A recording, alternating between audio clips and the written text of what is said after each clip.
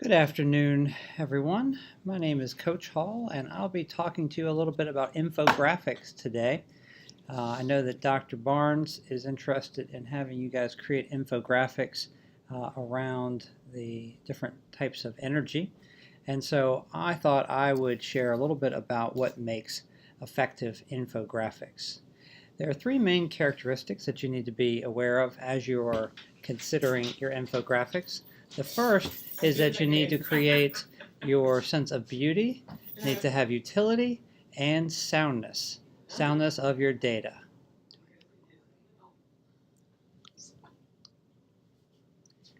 So when we talk about beauty in infographics, um, you need to make sure that you consider how you address the theme of your data and what you're trying to communicate in the data with your visual graphics that you choose to include.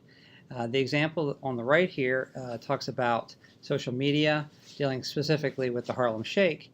And so we see images of dancers as well as the logo from YouTube and other pieces of information that are laid in here to communicate all of that particular theme. Another thing to consider when you are choosing your infographics in regards to beauty is making sure to choose colors that are particularly effective. Uh, Keep in mind you want to use typography that is clear and very easy to read, and colors that tend to go well together. Generally speaking, if you're not using colors that you would ever wear at the same time, you probably shouldn't be using them together in your presentation. So that's a good rule of thumb.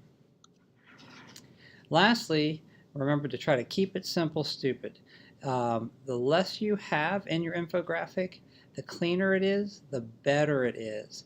This will add to a kind of a unified aesthetic. In this example here on the right with the water footprint, they could have gone in and had actual photographs of the different types of food and put that in, but instead they chose to go with a very monochromatic blue, which makes sense because their theme is water, and then just using the silhouette of the different types of food to highlight what they are without necessarily cluttering the design. You'll also notice that this design uses a grid layout. Alignment is a really wonderful and very easy way of organizing an infographic so that it has visual unity.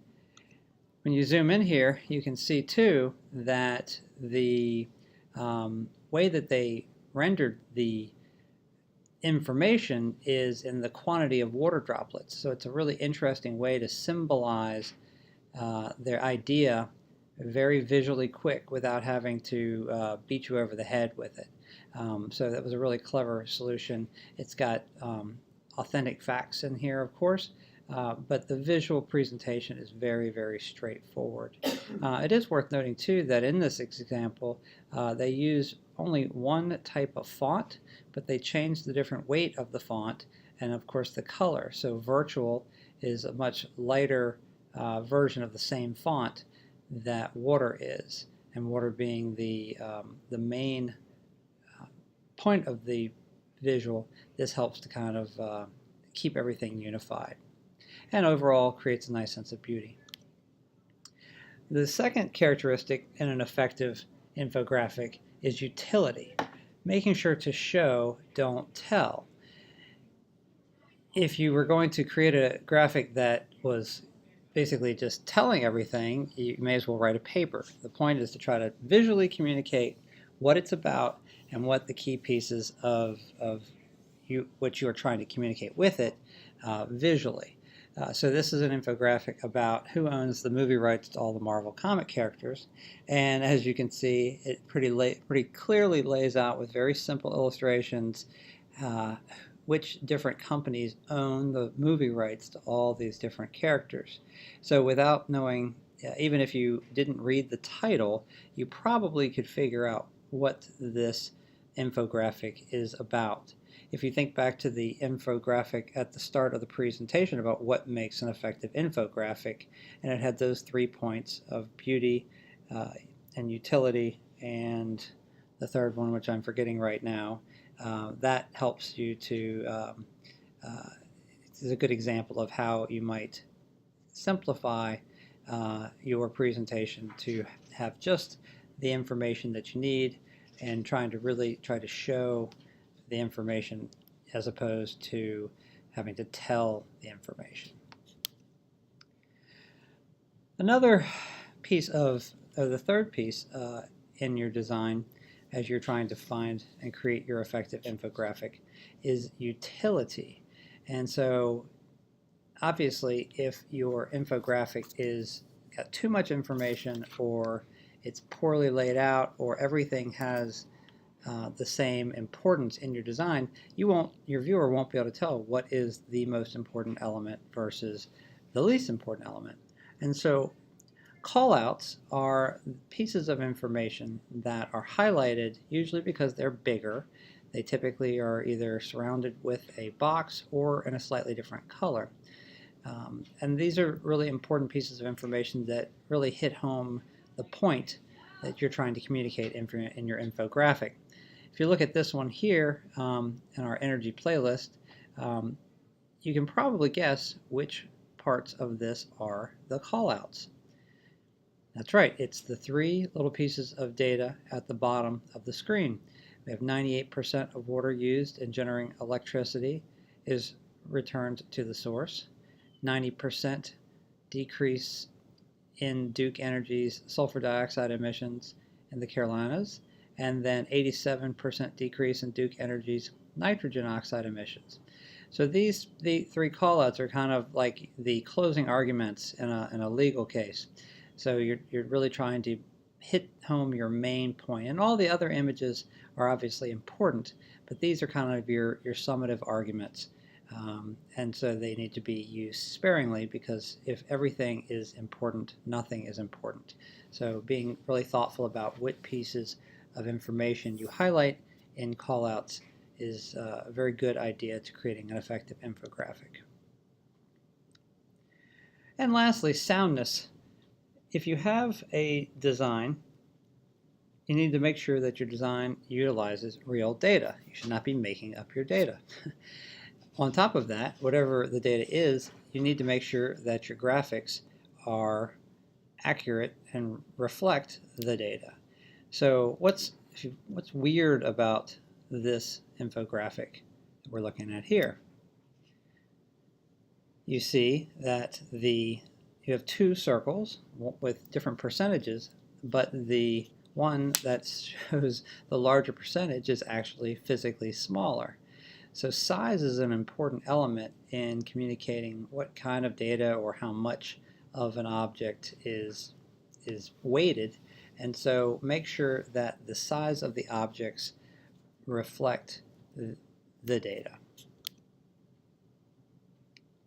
Also make sure that you include your data in some manner in your infographic. If it's just pictures but there are no actual facts on your infographic, it is a graphic, not an infographic. So you need to make sure to cite your sources as well as including hard numbers that are going to support your perspective in the infographic. You can see down here that the work is, and the details and the data is actually cited. You should not be making up data. You can be selective about the data you use, but you should be using actual data as you are creating your infographic. So now we've seen three things that we would like to see in your infographics: beauty, utility, and soundness. Now let's talk about some things that you want to try to avoid in your infographics. This infographic is a nightmare. It is a train wreck, and has a lot of things that we want to try to avoid doing. There is very little differentiation of hierarchy of information. Everything is about the same size. There are an overwhelming quantity of colors, fonts, weighting, and alignment. It's all over the map. And the point of an infographic is ultimately to help to guide your viewer through the use of visuals to make sense of the data. In this case, it actually makes it confuses the point. And so you want to make sure that you avoid doing too much. Be thoughtful about which things you include and then leave other things out. Interestingly, this is probably intended to look chaotic because it is political in nature and is probably designed to show some of the chaos of our political system, and in this case, a health plan. So this actually may have been inclined or intended to be confusing to illustrate that point. So it might actually be very successful, but generally speaking, you want to avoid too much going on in your infographic. A little empty space, being selective with your data is very helpful. So this, at first blush, looks like it might be a really successful infographic. It's got, interesting images. It's visually kind of compelling. It's got lots of circles and dots with numbers that you can actually read. But as you get into it a little bit more, it's very confusing. It's almost got too much information in it, and some of the information is a little arbitrary in terms of the presentation of data points. You've got this kind of splash, the pan, talks about the midday meal scheme, but it's very difficult to make sense of what all the data is as you're going through it. It's a little too confusing, maybe even a little too much information in this. But it does have some good things going for it in that it has a unified color scheme, and the choices of images do match what they're trying to communicate, which is something dealing with food. Probably just a little too much information for one infographic. And this is a really interesting infographic. It's got some design issues, but at first you are looking at it and you're like, okay, this is about money and income taxes collected per capita. Actually the data is fine down here in the bottom area where you've got all the states and the amount of income tax collected. But what we don't see is a corresponding relationship to the data and the actual photograph image that was chosen. If they were going to really do this, it would have made a lot more sense to actually stack the coins according to the amount of income tax and actually visually show that change in height for the different areas highlighted in the bottom part of the illustration. Also, might have been prudent to put some kind of overlay on the map so you could actually see it in the drawing, so that we would know that California would have a really tall stack in contrast to places like South Dakota or Washington that would have very low stacks. So again, neat idea, but unfortunately in this case it didn't give us enough information, and there's a poor connection between the data and the graphic. So as you are beginning, and I'll be introducing you all to the tool that we'll be using in our next screencast, but these are some different types of infographics that you'll be able to choose from. They're all acceptable, and it really comes down to which infographic, what type of infographic is going to be the one that best communicates your idea and is going to fit with your idea.